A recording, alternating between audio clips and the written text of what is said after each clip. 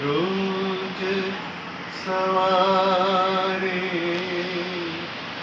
અંતરમાં પડખાવે અતીતના અંધારા છેદે કોણ કિરણ પ્રસરાવે મુજને સાદ ગઈ એ જગાવે મુજને સાદ ગઈ એ જગાવે। નમસ્તે દર્શક મિત્રો, સ્વર ગુર્જરીમાં હું નંદિની ત્રિવેદી। આજે આપણી સાથે છે, તમે બધા જેમને મેઇનલી સાહિત્ય પ્રેમી તરીકે ઓળખો છો એવા શ્રી કનુભાઈ સૂચક અને એમના ધર્મપત્ની સુશીલાબેન સૂચક। આમ તો મુંબઈકરાને આ બંનેનો પરિચય આપવાની જરૂર નથી, કારણ કે એટલી બધી પ્રવૃત્તિ કરે છે અને એટલા પ્રેમાળ છે કે મને લાગે છે એમણે દીકરીઓ દત્તક લીધી છે એના કરતાં દીકરીઓ આ બંનેને મા બાપ તરીકે એડોપ્ટ કર્યા છે અને આવું મુંબઈમાં જ શક્ય બને મને લાગે છે, કારણ કે મુંબઈ કરા એના દરિયાદિલી માટે બહુ જાણીતા છે અને મને તો સૌથી પહેલો પરિચય મુંબઈ આવ્યા પછી આ બંનેનો થયો હતો અને મને અમદાવાદમાં જે મારા મા બાપ હતા એને સ્થાને અહીંયા મા બાપ તરીકે મળી ગયા, તો મારા માટે આ એટલી બધી બહુ જ મહત્ત્વની ઘટના કહી શકાય કે મુંબઈમાં આવતાની સાથે તમને બીજા મા બાપ મળે, એનાથી મોટું શું હોઈ શકે। કનુભાઈના પરિચયમાં હું કહું તો વ્યવસાય આમ તો બિલ્ડર, પણ એમની એસ્થેટિક સેન્સ એટલી બધી સરસ છે કે આર્કિટેક્ચરને રિલેટેડ પણ એમની દ્રષ્ટિ એમના પુસ્તકો દ્વારા આપણને જોવા મળે અથવા તો એમની કવિતાઓ દ્વારા મળે। સાહિત્ય સંસદ સાન્તાક્રુઝ નામની એક જે સંસ્થા છે જે સાહિત્યને વરેલી છે એ લગભગ 25 વર્ષથી તેઓ સંભાળી રહ્યા છે। સુશીલાબેન 65 વર્ષે સંસ્કૃતમાં પીએચડી થયેલા છે। આમ તો ઓરિજિનલી એ ફેશન ડિઝાઇનર હતા અને તમે એમની સાયન્સ અહીંયા જોઈ શકો છો, કેટલી સરસ સાડી પહેરી છે, એટલે અમે એમની સાડીઓ પણ ક્યારેક ક્યારેક લઈ જઈએ છીએ। તો એવું આ બહુ જ પ્રેમાળ દંપતી છે અને કનુભાઈના કાવ્ય સંગ્રહો પણ છે, ખોજ અને સૂરનો કલરવ। સૂરનો કલરવ જે હમણાં તમે સાંભળ્યું કનુભાઈ પાસેથી, એ મારું પણ બહુ જ પ્રિય ગીત અને એમની આ કવિતા મેં પહેલી વખત એ વખતના જાણીતા સંગીતકાર મોહન બલસારા એમની પાસે શીખી હતી અને ત્યારથી મારા મગજમાં બહુ જ બેસી ગઈ હતી કે બહુ જ સુંદર લખાયેલું છે અને એ પહેલાં જે વિલેપાર્લેના ઘરમાં રહેતા હતા ત્યાં વાતાવરણ પણ એવું હતું કે સૂરનો કલરવ એમને રોજે રોજ સંભળાતો હશે। તો અને કનુભાઈનું આ પાસું કદાચ તમે નહીં જોયું હોય કે ગાય છે બહુ સરસ, એટલે મેં કહું તમારે પહેલાં તો ગાવું પડશે અને બીજી શરત એ કરી કે તમારે આ સ્વર ગુર્જરીમાં ઇન્ટરવ્યૂ આપવો પડશે, કારણ કે બંને જણા પ્રસિદ્ધિથી બહુ જ દૂર રહે છે અને માત્ર લો પ્રોફાઇલ રહી અને સાહિત્યની સેવા કરે છે। પણ આજે એક દીકરી તરીકે હકપૂર્વક મેં એમને આજે બોલાવ્યા છે, તો કનુભાઈ આપણે તમારે વાતો કરવાની છે આપણા દર્શકો જોડે। બસ આપણે શરૂ કરીએ તો બંને 8 દાયકા વિતાવી ચૂકેલા છે, છતાં યંગ એટ હાર્ટ છે, ફિઝિકલી પણ ફિટ છે, સરસ છે। તો 8 દાયકાની જે સમૃદ્ધ જીવન યાત્રા છે, તો એ તમારી જિંદગીને કનુભાઈ તમે કેવી રીતે મૂલવો છો અને આવી સરસ આનંદમય જિંદગી જીવવાના 5 સોનેરી સૂત્ર આપજો। સુશીલાબેન તમે પણ આમાં કંઈક કહી શકો। નંદિની, જે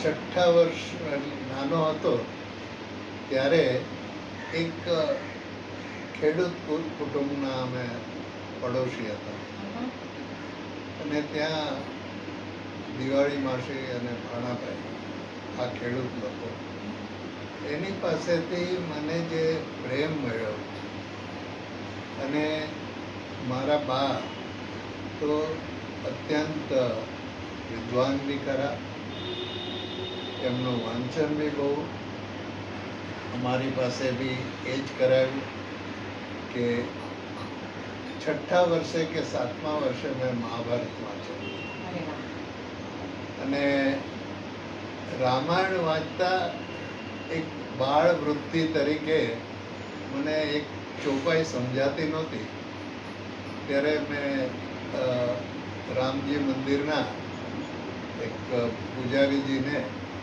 મેં પૂછ્યું, મારે માટે તો રામ કંઈ કામ નહીં કરી શકે. તો કે કેમ? તો મેં કીધું, ચોપાઈમાં લખ્યું છે, રામ જરૂર કે બેઠ કે સબકા મુજરા લે, જૈસી જિનકી ચા કરી વૈસા ઉनको દે. મેં કીધું, ચા પીતો નથી ને ચા કરતો નથી, કેવી રીતે મારે રામ?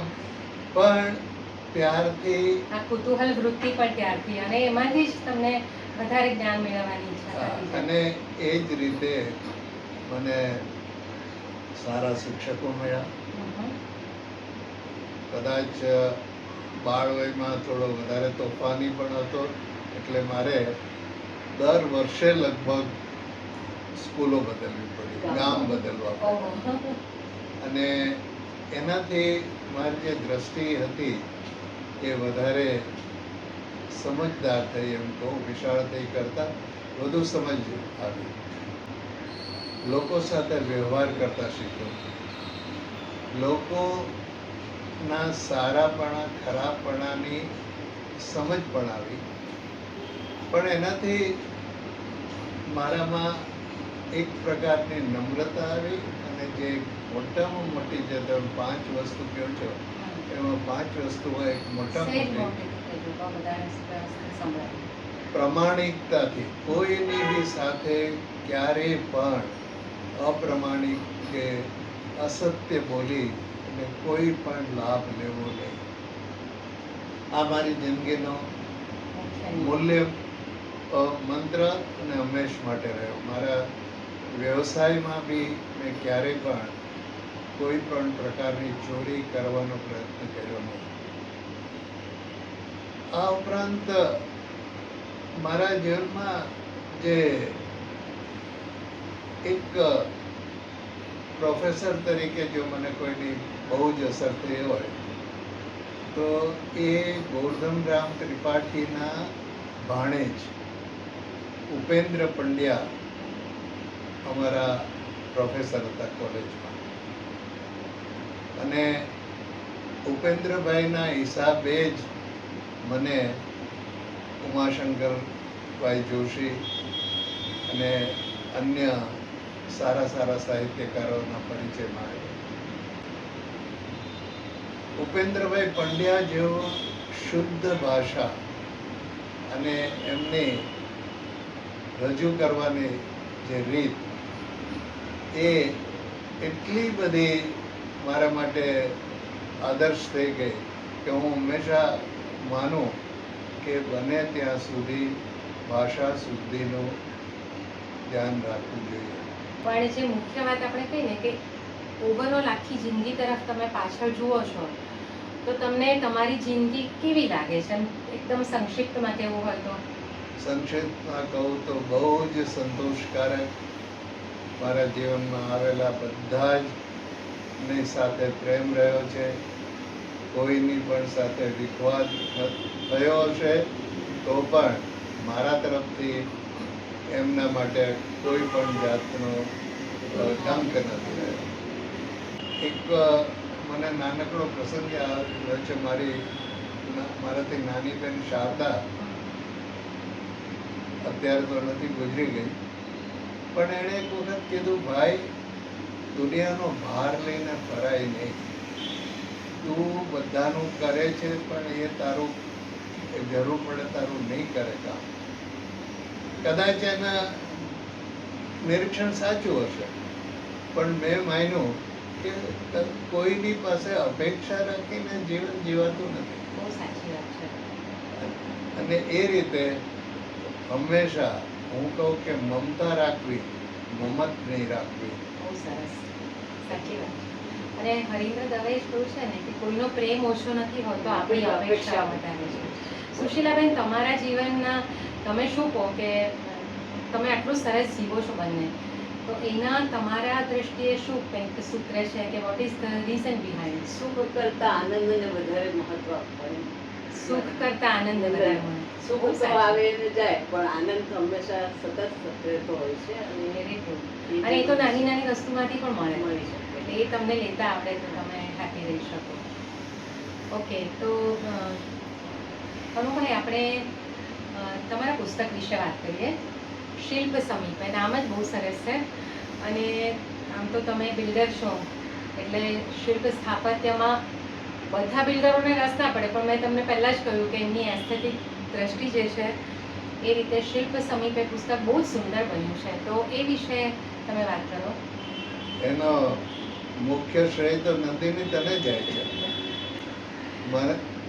મારી આ સેન્સ છે, એસ્થેટિક સેન્સ હોવાનું તને વધારે જ્ઞાન હતું. કારણ કે જ્યારે તમે લોકો મુંબઈ સમાચારમાં નવી કોલમો ચાલુ કરવાની હતા ત્યારે હું લખવાનો થોડો આળસુ છું. લખવાનું આવી પડે તો લખતા નથી આવડતું એવું નથી, લખતા આવડે છે, પણ લખવાનું આવી પડે તો. અને એ જ રીતે તે મને આગ્રહ કર્યો કે આ એક નવી કોલમ અમે શરૂ કરવા માંગીએ છીએ. કોલમનું નામ બી મારે નક્કી કરવાનું હતું અને એનું કન્ટેન્ટ બી મારે નક્કી કરવાનું હતું. એનામાં મારે જે કાંઈ ફોટાઓ મૂકવાના હતા એ બી કરવાના હતા. પણ સદભાગ્યે મેં નાનપણથી જ ઘણી બધી સફર કરી છે, ઘણા બધા પ્રવાસો કર્યા છે. એના હિસાબે મને આ બધી જે શિલ્પ સમીપે પુસ્તકમાં જે 3 વર્ષ ચાલી એ બધા જ લગભગ મારા પોતાના અને સુશીલાની સાથે કરેલા પ્રવાસો છે. એટલે તમે જઈને આ બધું જોયું છે, નજરે જોયું છે અને પછી એ દ્રષ્ટિથી લખ્યું હોય એટલે એ બહુ ફરક પડે. અને તો એમાં એ પણ પુસ્તકમાં એક્ઝેક્ટલી શું તમે cover કર્યું? એમાં મારો જે ઉદ્દેશ રહ્યો છે કે લોકોએ પોતે જાણવું જોઈએ કે ક્યાં જવું છે. શિલ્પો જોવાની દ્રષ્ટિ કેળવવી જોઈએ. શિલ્પો એ તો મૌન છે, પણ એ મૌનની ભાષા ઉકેલવાનું શીખવું જોઈએ. એ મારો આ શિલ્પના જે મેં લખ્યા છે એની પાછળ ઉદ્દેશ એ રહ્યો. અને એ ઉદ્દેશ માટે મેં આ શિલ્પ સમીપે પુસ્તકના જે કંઈ લેખો છે એમાં ક્યાંય પણ એ જગાએ તમે કઈ રીતે જઈ શકો કે શું કરવું જોઈએ એ મેં લખ્યું નથી. કારણ કે એ ભાવકે પોતે જ નક્કી કરવું જોઈએ. અચ્છા, શિલ્પને ઓળખવાની રીત.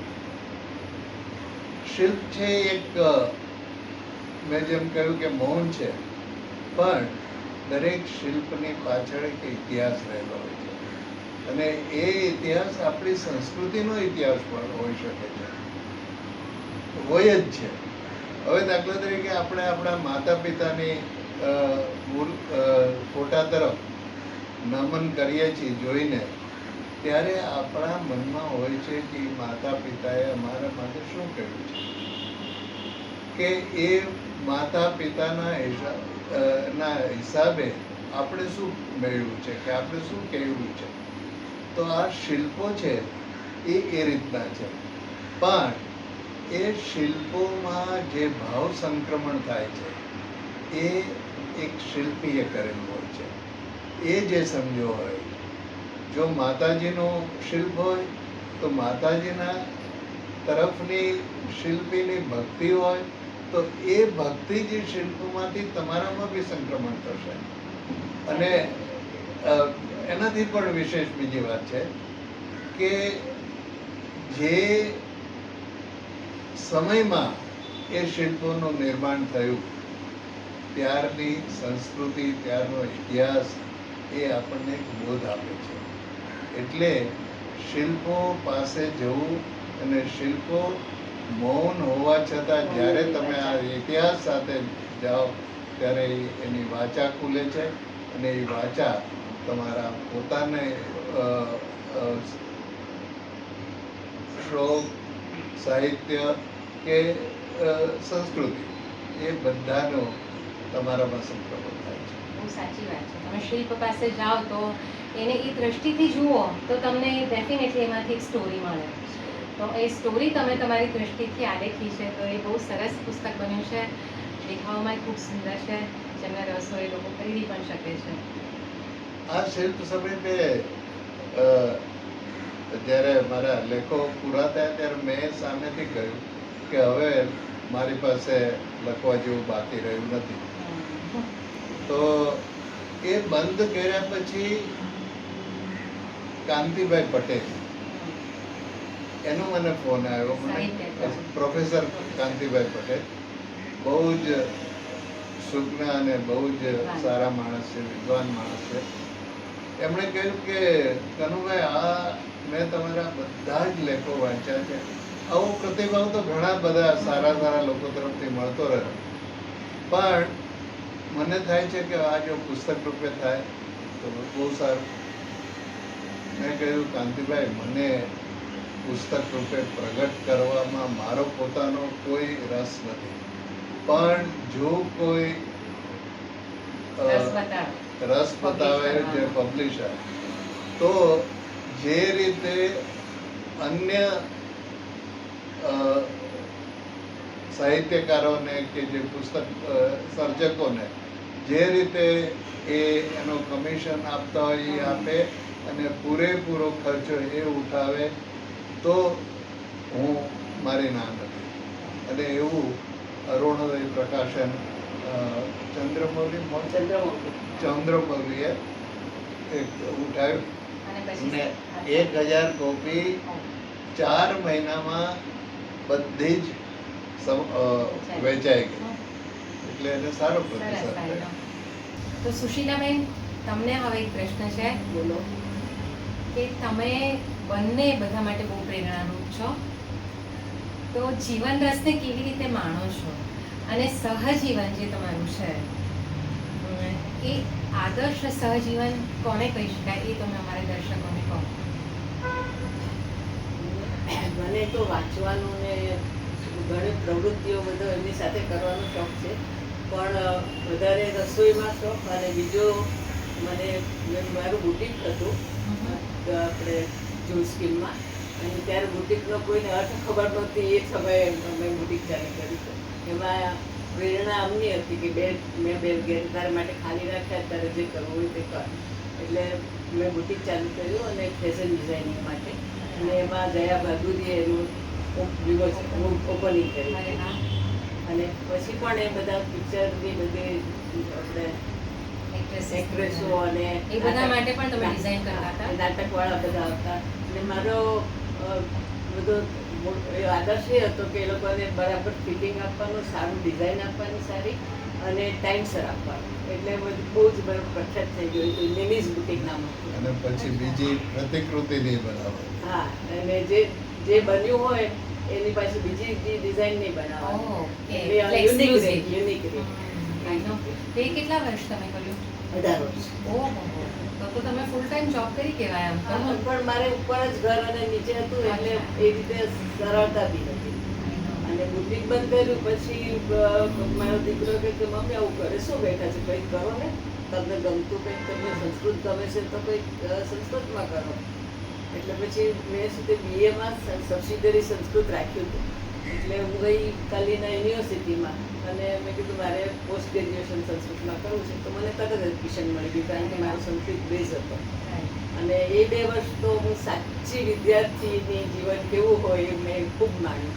કારણ કે પહેલા નાના હતા ત્યારે તો બધું રમતગમતમાં ચાલતું. તો આમાં તો હવે સિન્સિયરલી એ વખતે તમારી 60 પ્લસ એજ હતી. ના, ત્યારે મારું 58 હતું. 58 અને PhD તમે 65 વર્ષ. પછી MA થઈ ગયું એટલે પછી કનુભાઈ અને કૌશિક બંને મારી પાછળ કરે કે હવે PhD-માં શું વાંધો છે. પાછા જોડે જોડે મારી સાથે એમણે પણ કર્યું છે ને. તમારો સબ્જેક્ટ કયો હતો? મારો ગુજરાતી. અને જયંત પાઠક પાસે કર્યું છે. ગુજરાતી મેં MA અહીંયા કર્યું, મારી સાથે જ પણ પછી મેં PhD જયંતભાઈ પાઠક સાથે લગભગ પૂરું થવા આવ્યું હતું. પણ એ દરમિયાન જયંતભાઈ પાઠકનું અવસાન થયું એટલે મેં છોડી દીધું. અને મારા જે ગાઈડ હતા ને એ પણ 90 વર્ષના હતા. બહુ પ્રખ્યાત વિદ્વાન માણસ હતા. તો એ બી જલ્દી કરો કરતા હતા, પણ મારું વળી થઈ ગયું એ વખતે એમની તમારો હાજરીમાં. સબ્જેક્ટ શું હતો? મારો સંસ્કૃતમાં પ્રકરણ પ્રકારના નાટકો કોના રામચંદ્ર, જે હેમચંદ્રાચાર્યના ભટ્ટ શિષ્ય હતા, રામચંદ્ર મુનિ હતા, અને એમણે 13 નાટકો લખ્યા હતા. એમાંથી 2 નાટક મેં પસંદ કરી અને પ્રકરણ પ્રકારના નાટક લીધા. અને અને તમારા ગાઈડ કોણ હતા? મારા ગાઈડ BM કુલકર્ણી, અચ્છા. અને બહુ જ પ્રખ્યાત અને વિદ્વાન હતા. એટલે તમારો જે રસનો વિષય કહી શકાય, જે તમે આટલું સરસ સીવો છો, એમાં ફેશન ડિઝાઇનિંગ, વાંચન પ્લસ આ અભ્યાસ, એટલે એ પણ તમને શોખ છે કે આ બધું કરવાનો. અને રસોઈના તો અમે તમારા ફેન છીએ. એમના હાથનું મને લાગે છે કે મારી દીકરી હંમેશા કહે કે સુશીલા આંટી જેવું આમળાનું શરબત આખી દુનિયામાં કોઈ સરસ નહીં બનાવતું. તો એટલે એમના ત્યાં એ બધો આતિથ્ય સત્કાર તો મળતો જ હશે. સો પણ સુશીલાબેન, આદર્શ સહજીવન તમારું જે છે એની પાછળનું મુખ્ય રીઝન શું છે? એ કંઈ કહે પહેલા હું વચ્ચે કહું કે એ પોતાના વખાણ નહીં કરે, પણ જ્યારે અમે અમારા લગ્ન થયા પછી અમારે 2 બાળકો, ત્યારે એને SNDTમાં લેક્ચરર તરીકેની ઓફર આવી. તો કે ના, મારા બાળકોમાં મને પહેલો રસ છે. એણે આખી જિંદગી કુટુંબ માટે જ ખર્ચી છે. ક્યારેય પણ એ સેક્રિફાઈસ કે એવી વાત નહીં કરે, બરાબર. પણ એની મુક્તપણે, જે મેં પહેલા જ તમે કહ્યું કે તમે બાહ્ય પ્રવૃત્તિ કરો કે ઘરની, એ તમે મુક્તપણે કરતા હો છો, કોઈને બતાવ્યા વિના. સો એ આમ તો સેક્રિફાઈસ કહેવાય ઇન અ વે, પણ છતાં એ બધાની સાથે પાછું એમને પોતાની પ્રવૃત્તિ તો ચાલુ રાખી. પણ એક સૂત્ર આપવાનું હોય કે આદર્શ સહજીવન એટલે શું, તો તમે શું કહીશું? કોઈ પણ 2 વ્યક્તિઓ સરખી તો હોતી નથી. બધાના વિચારો ગમા જુદું, એ બેને એકબીજાને સમજવાની જરૂર હોય છે. અને જો બરાબર સમજી લઈએ તો પછી આનંદ જ આનંદ. બરાબર છે. એ તો છે જ, બે કોઈ દિવસ સાથે સરખા ના હોય, એટલે એ અન્ડરસ્ટેન્ડિંગ હોય તો બહુ વાંધો ના આવે. પણ લકીલી અમારા બેનો સાહિત્યનો શોખ કોમન છે, એટલે એ રસમાં તમે 2 એકદમ સાથે ચાલીએ છીએ. એના કરતા પૂરક છીએ વધારે, હા. કારણ કે મને જે નથી આવડતું એને આવડે છે, હું શીખતો નથી. એને પૂછી લો. સંસ્કૃતની બાબતમાં એનું જ્ઞાન મારે શિલ્પ સમીપેની આખા પુસ્તકની જોડણી એણે સુધારી છે. I know. અને મોહનભાઈ પટેલે કીધું કે આવી શુદ્ધ જોડણી વાળું પુસ્તક અમે પહેલી વાર જોયું. પણ મારું PhD નું થીસીસ છે તેમણે ટેક કર્યો છે. એટલે આ એકબીજાને પૂરક થવું અને એકબીજાને સહાયક રહેવું, આ મને લાગે છે કે સફળ લગ્ન જીવનની ચાવી કહી શકાય. કે મતભેદ હોઈ શકે, પણ મનભેદ ક્યારેય ના થાય. ને ઉપરથી આ તમે કહો કે તમે એમને કરી આપો કંઈક કામ, એ તમારું કરી આપે, તો એ રીતે સરસ લગ્ન ગાડું સીધું ચાલે. એટલે દેટ્સ સો નાઇસ. આ બહુ જ શીખવા જેવી વાત છે. કનુભાઈ, તમારી સંગીત પ્રીતિ વિશે કદાચ બહુ લોકોને નથી ખબર, પણ તમે બહુ જ ચાહક છો, કલાપ્રેમી છો, સંગીતને પણ ખૂબ માણો છો, અને મોહન બલસારા જેવા તમને ગુરુ મળ્યા. તો તમારી સંગીત યાત્રા વિશે થોડીક સંક્ષિપ્તમાં વાત કરો. નંદને તારા કુટુંબમાં જેમ સંગીતની એક સંસ્કાર રહ્યો છે, એમ મારામાં પણ મારા બા, મારી બહેનો બધા જ સારું ગાય. પણ જ્યારે તમે કોઈ વ્યવસાયમાં પડો પછી બધી જ વસ્તુ એક બાજુ થઈ જાય અને તમારા બધા જ શોખ હોય એક બાજુ મૂકવા જ પડે, એ પરિસ્થિતિ હોય. પણ જ્યારે વ્યવસાયમાંથી એક દુઃખદ કારણે મારા મોટા દીકરાનું અવસાન પછી મેં રિટાયરમેન્ટ લીધી, ત્યાર પછી એક વખત મારા દીકરાએ કીધું, પપ્પા તમારા શોખ છે એટલા બધા, એને પૂરું કરવા કંઈક કરો, તમે કેમ આમ શૂન્ય મનસ્ક થઈ ગયા છો? અને ત્યારે મેં આ સાહિત્યની પ્રવૃત્તિ ચાલુ કરી. કલા ગુર્જરીમાં મેં સાહિત્યના અનેક કાર્યક્રમો કર્યા. સાહિત્ય સંસદમાં પણ મેં અનેક કાર્યક્રમો કર્યા. એમાં જે એક કાર્યક્રમ તો એવો લોકોએ યુનિક હતો કે સાહિત્યમાં જે નવ રસ છે એ નવ રસમાં એક સંગીત પણ છે અને એનો પણ દ્રશ્ય શ્રાવ્ય કાર્યક્રમ કર્યો હતો અને એમાં મને મોહનભાઈ બલસારાની હંમેશા સહાય રહી. એ પછી મારે ત્યાં દર મંગળવારે અમે સંગીતના વર્ગો ચાલુ કર્યા.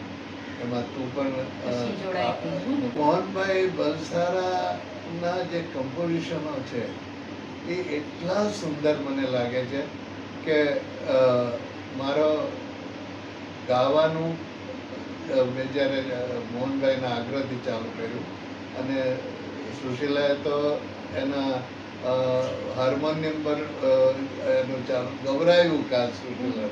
એ સુશીલા હંમેશા કે મને ગાતા ના આવડે એ મને ખ્યાલ છે, પણ હું હંમેશા તમને કહેતી હતી કે એમનું તમારી ટોનલ ક્વોલિટી બહુ સરસ છે, રણકદાર છે, એટલે ગાવું જોઈએ.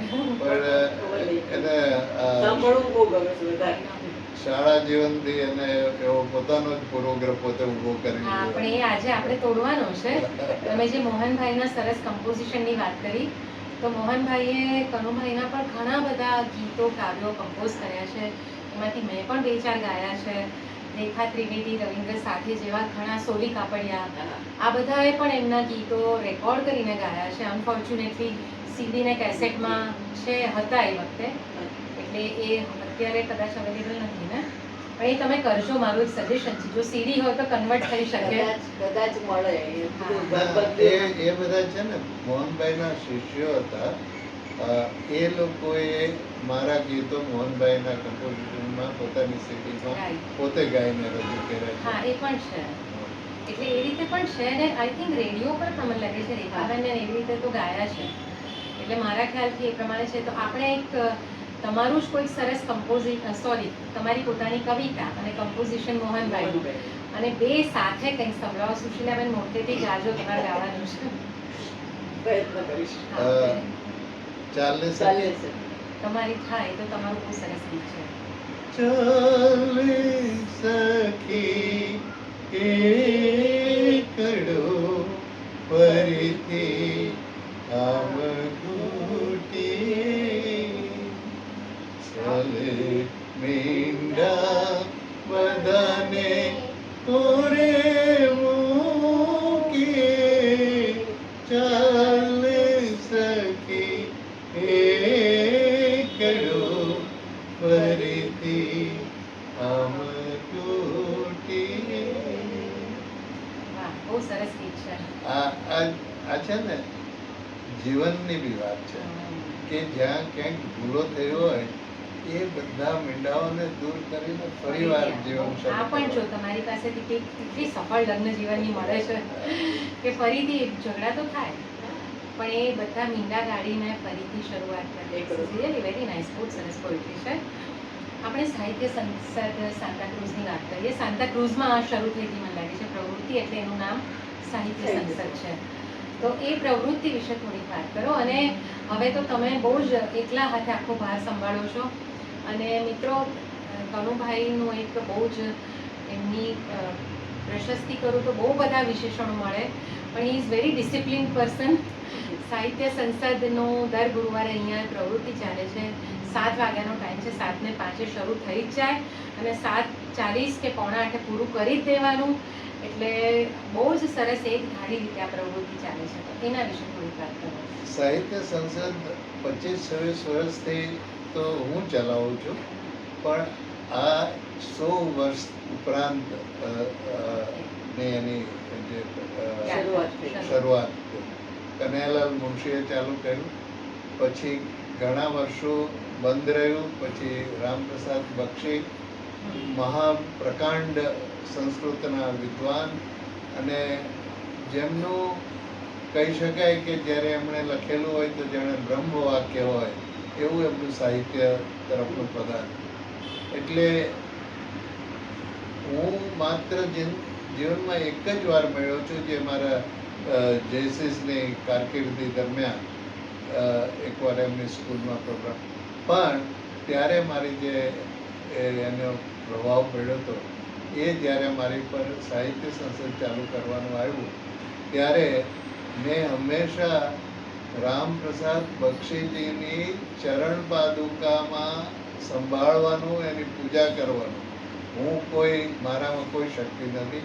જે કાંઈ છે એ લોકો, એટલે 25 વર્ષ પહેલાં રામપ્રસાદ અને એની પહેલાંના વર્ષોમાં ધીરુબેન પટેલ એ બધા પોદાર સ્કૂલની આજુબાજુના વિસ્તારમાં રહેતા, અને એટલે એને સાંતાક્રુઝ નામ પડ્યું. સાહિત્ય સંસદની પ્રવૃત્તિ ચાલુ કરી ત્યારથી એક વસ્તુ મેં કહેલી કે સાહિત્ય સંસદ કોઈનો અહમ પોષવા માટે કે પોતાની પ્રસિદ્ધિ માટે આ સંસદ નથી. આ સંસદ શુદ્ધ સાહિત્ય સેવા કરવા માટે છે. એટલે સાહિત્ય સંસદના મોટા મોટા કાર્યક્રમો, પરિસંવાદો થયા હોય ત્યાં પણ અમે એક પ્રથા રાખી છે કે કોઈ પણ પ્રવચન કરતાને કે સર્જક જે આવ્યો હોય એને કોઈ પણ રીતે ફૂલ કે એવું કંઈ આપવું નહીં. માત્ર એમનો પરિચય આપવાનો અને એમનું પોતાનું વક્તવ્ય ચાલુ કરવાનું. બહુ મોટા મોટા જેને કહી શકાય એવા સાહિત્યકારો વગેરે ભાગ લીધો છે. છેલ્લે તો 4 જ્ઞાનપીઠ એવોર્ડ વિજેતા ના બી સાહિત્યનું વાંગ્મયનું અમે આખા દિવસનો પરિસંવાદ કરેલો. પણ આ સાહિત્ય સંસદમાં જો એનો કોઈ હેતુ સિદ્ધ થતો લાગે તો એક જ લાગ્યો અમને કે સર્જક અને ભાવક વચ્ચે જે સેતુ બંધાય છે એ સેતુ બહુ જ મહત્વનો છે. અને એનાથી મેં અનુભવ્યું છે ઘણા બધા જે લોકો ભાગ લેતા હતા એ ઘણા બધા એમાંથી લેખકો થઈ ગયા છે, કવિઓ થયા છે. અને અહીંયા હજી બી જ્યારે સાહિત્ય સંસદની બેઠકમાં 7:05 નહીં, નંદિની 7 વાગે જ ચાલુ થાય અને 7:45 સર્જકે પોતાનું વક્તવ્ય પૂરું કરવાનું. એ પછી વક્તાએ બિલકુલ ચૂપ રહેવાનું છે અને 15 મિનિટ સુધી જે ભાવકો હાજર હોય એ પોતાનો પ્રતિભાવ આપે. એક નાનકડી વાત કહું આ બાબતમાં કે લોકોને લાગે છે ઘણા, દાખલા તરીકે લાભશંકર ઠાકર કે સિતાંશુ કે એવા લોકોની જે સાહિત્યિક કૃતિઓ સમજાતી નથી કે દુર્બોધ હોય કહેવાય છે. પણ ભાવકે પોતાની ભાવક્ષિતિજનો વિસ્તાર કરવો અને સર્જકે ભાવક સુધી પહોંચવા માટે એનો પોતાની રીતે એને સમજાવવી, એનાથી જે ભાવ સેતુ રચાય એનાથી દુર્બોધ પણ સુબોધ બની જાય. મને એક પ્રશ્ન એ પણ થાય છે કે અત્યારની જે જનરેશન છે એ બધા સાહિત્યથી થોડા દૂર જતા રહે છે, પર્ટિક્યુલરલી ગુજરાતી સાહિત્યથી, અને થોડી ઉદાસીનતા દેખાય છે. તો એ સંજોગોમાં આ પ્રકારની પ્રવૃત્તિનું ભાવિ તમને કેવું લાગે છે? નંદિને, હું આમ તો માણસ આશાનું માણસ છું. મને જ્યારે બી કોઈ કહે છે કે ગુજરાતી ભાષા મરી પડવાની છે કે ભરી પડવાની અણી ઉપર છે, હું એને માનતો નથી. ગુજરાતી ભાષા ક્યારેય બી, અને કોઈ પણ ભાષા કે જે ભાષા નાનપણમાં બોલાતી હોય એ ક્યારેય મરી પડવાતી હોય. અને એ ઉપરાંત આપણે લોકો એમ કહીએ છીએ કે ઇંગ્લિશનો ભાર આવી ગયો છે, પણ ઇંગ્લિશ એ ઘણી બધી વસ્તુ સમજાવવી પણ છે. આજે જે વિવેચના થાય છે, જે ભાવનું પેલું થાય છે, એ ઘણી બધી વસ્તુ આપણે અંગ્રેજી ભાષા પાસેથી બી શીખ્યા છે.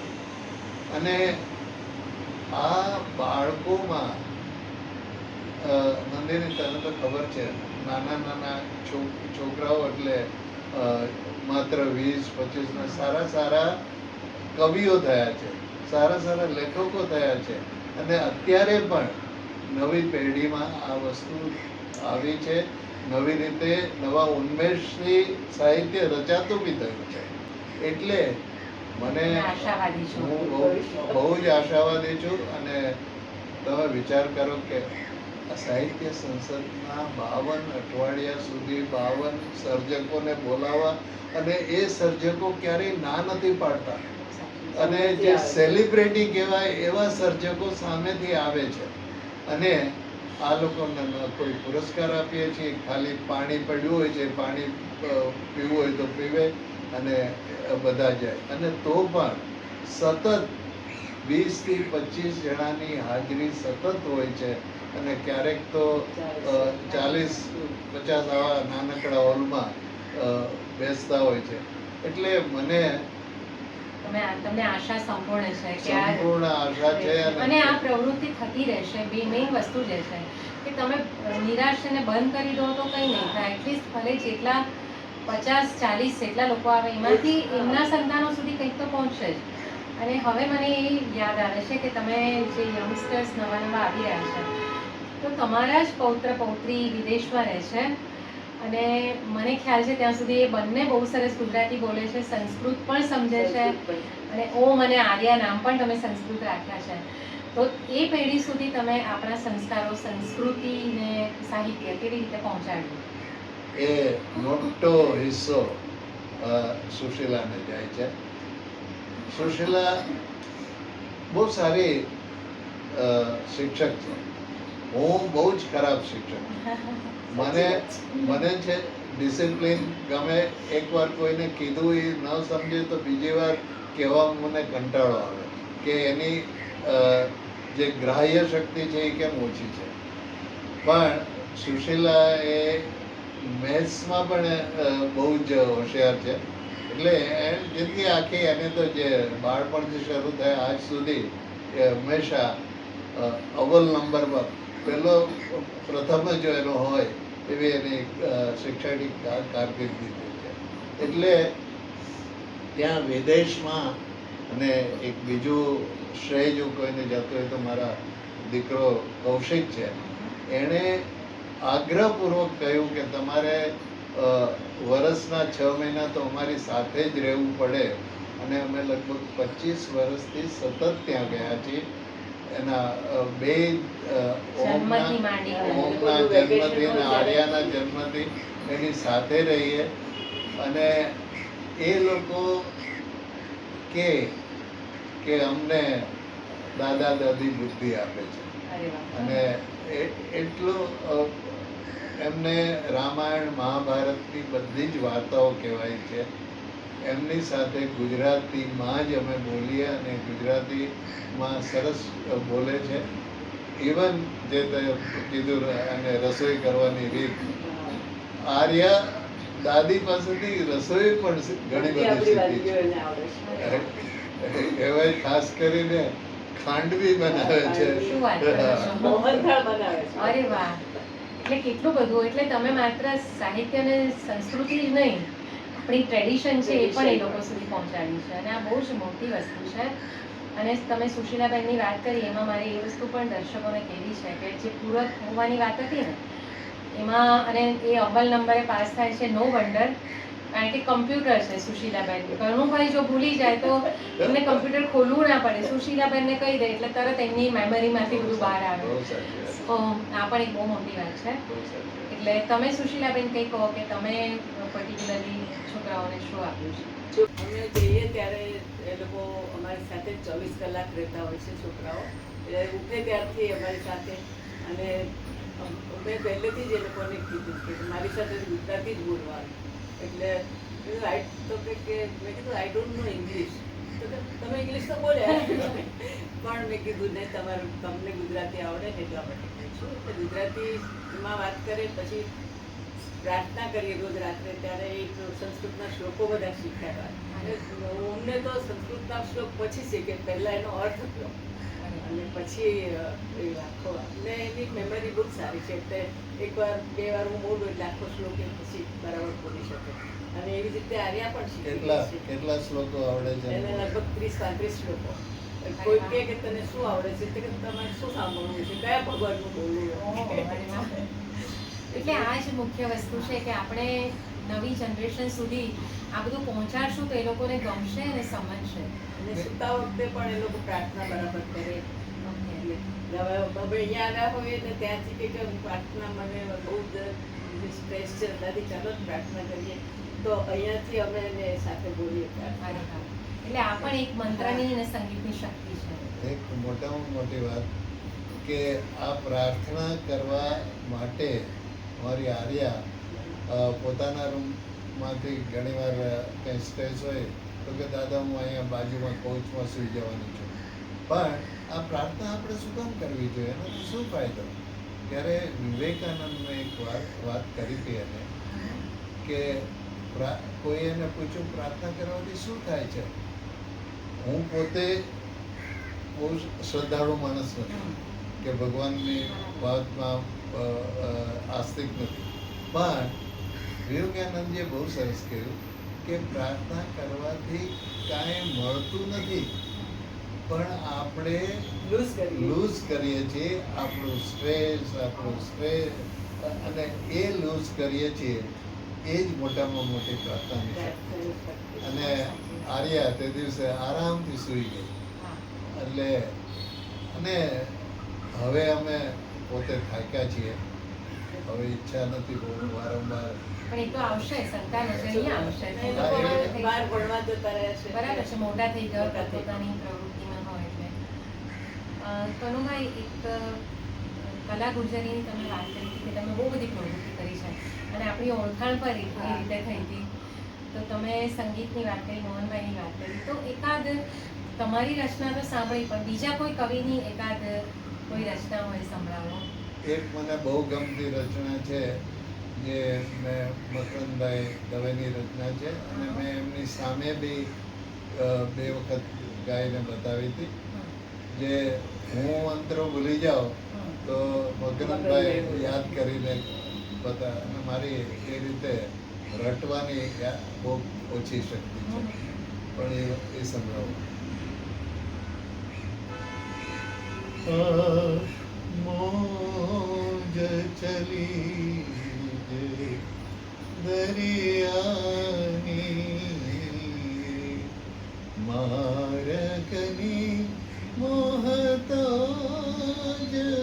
નથી. મોજ ચલી દરિયાની જય ઉછળશે કાંઠા પર એનો કોઈ અંદાજ નથી. મોજ ચલી દરિયા. વાહ, બહુ સરસ. ગીતની વાત કરીએ તો મને એક વિચાર એ પણ આવે છે કે ગીતના સફળ બનવામાં અથવા તો પોપ્યુલર થવામાં કોનો ફાળો સૌથી વધારે, કવિ, સંગીતકાર કે ગાયક? આમ તો ત્રણેયનો કહેવાય, પણ જો કૃતિમાં વ્યંજનાપૂર્વકનો કોઈ વિશેષ સંદેશ ન હોય અથવા તો સમજણ ન હોય તો કૃતિ આગળ ના વધે. કૃતિમાં વ્યંજના કે વિશેષ ન હોય તો એ કૃતિ લાંબુ ટકતી નથી. સંગીતમાં જો શબ્દ ખુલતો ન હોય તો એ લાંબુ ટકતું નથી. અને ગાયક એ સંગીતકારે કરેલા કમ્પોઝિશન મુજબ શબ્દને ખોલી ન શકે તો એ ગાયક પણ. આ ત્રણેયનો સુમેળ એ જ બહુ ખૂબ જરૂરી છે. અને છેલ્લે કંઈક ખાસ સંદેશ આપણા દર્શકોને અથવા તો સાહિત્ય પ્રેમીઓને તમે કંઈ આપવા ઈચ્છતા હો તો? હું સંદેશ આપવાને લાયક નથી, એટલું જ કહું કે સાહિત્ય છે એ જીવન સાથે અનુસંધાન કરે છે, અને જે જીવન સાથે અનુસંધાન કરતો હોય એ આનંદ આપે. એટલે સાહિત્ય, કલા કોઈ પણ હોય, એ બધી જનો જે સ્વભાવ છે એ આનંદ આપવાનો છે. એટલે સાહિત્ય અને સંગીત સાથે જો સુમેળ હશે તો જીવન બી આનંદમય રહેશે. તો હવે આપણે એક નાનકડો રેપિડ ફાયર રાઉન્ડ છે, એમાં તમારે ફક્ત એક શબ્દ કે એક વાક્યમાં જવાબ આપવાનો છે. તો એ આપણે શરૂ કરીએ. કનુભાઈ, તમને શેના વગર ના ચાલે? સુશીલા વગર ન ચાલે. એ તો હવે તમે બહુ એમના વખાણ કર્યા. એ સિવાય શેના વગર ના ચાલે? સાહિત્ય સાથેની સંગત વગર ના ચાલે. હજુ પણ એક વસ્તુ કહું, તમને હિંચકા વગર ના ચાલે. Yes. હિંચકો હોય તો જ તમારા વિચારોને વેગ મળે. મજા એટલે તો અહીંયા લઈ સાચી આવી. વાત. રાઈટ. ઓકે. સુશીલાબેનની કઈ ખાસિયત વિશે તમે અચંબિત છો, અને સુશીલાબેન કનુભાઈની કઈ વાત તમને પ્રભાવિત કરે છે? સુશીલાની એક જ મોટામાં મોટી ખાસિયત એ છે કે હું કંઈ કહું એ પહેલાં એને જાણી જાય છે કે એને શું કહેવું છે. એ મને હંમેશા અચંબિત કરે છે. અને તમને કઈ વાત પ્રભાવિત કરે છે? મને એ જ્યારે કામ કરતા હોય ને ત્યારે એકા બધાની અને બીજે ક્યાંય નજરના બોલાવીએ તો સાંભળીને એ મન બહુ ગમે છે. બહુ સરસ. ઓકે. કનુભાઈ, તમારા મનપસંદ લેખક અને કવિ કોણ છે? મારા મનપસંદ લેખક કનૈયાલાલ મુનશી અને કવિ ઉમાશંકર જોશી. જીવનમાં સૌથી વધારે મૂલ્યવાન શું છે?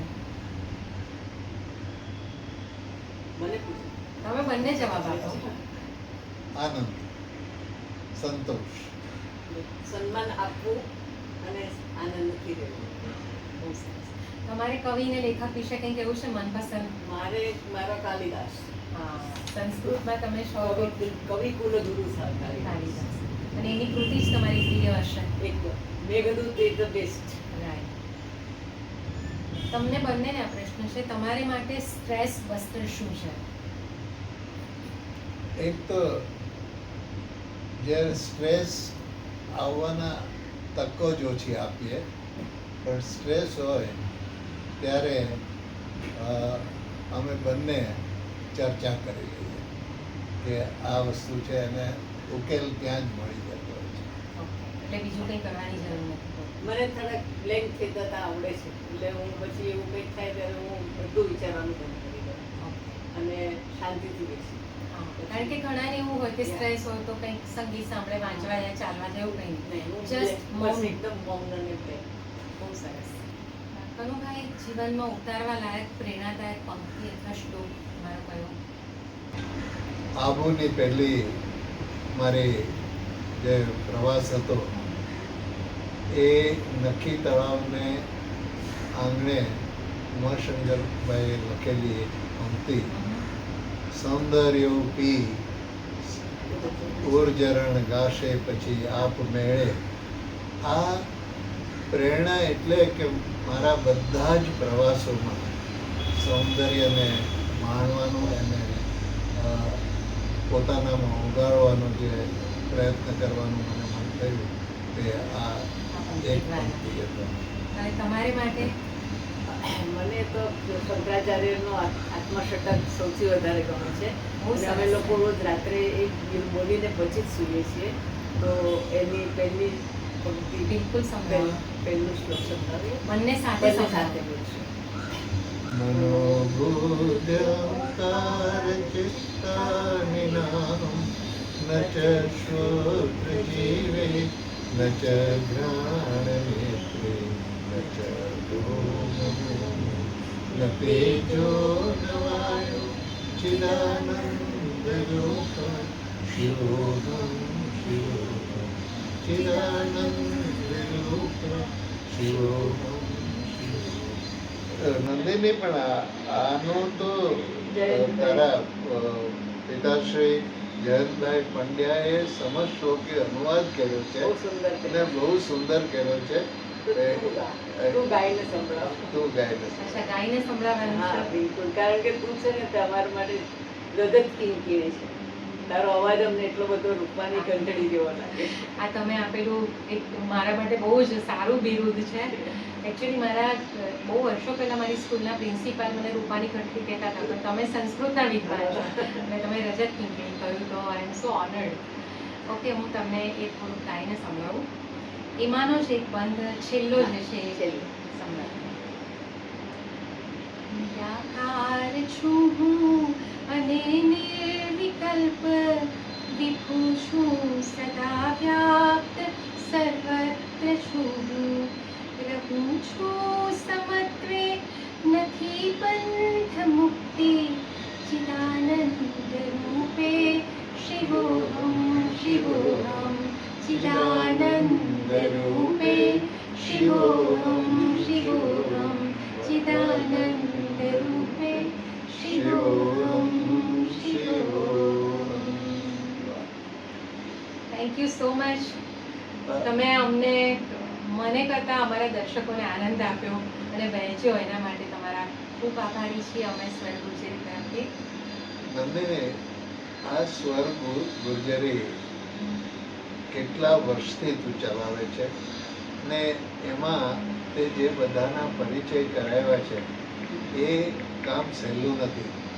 આવું અદ્ભુત કામ હું એને કહું કે વર્ષોથી તું કરે છે. જરા બી એનો પરિશ્રમ કેટલો છે એ મને ખબર છે, અને આ પરિશ્રમ લેવા છતાં તારી પોતાની પ્રસિદ્ધિ માટે નથી કરતી, પણ જે લોકો પાસેથી સારું લોકોને મળી શકે એ આપવાનો તે પ્રયત્ન કર્યો છે. બહુ જ અમારા બંને તરફથી બી તારો ખૂબ ખૂબ આભાર.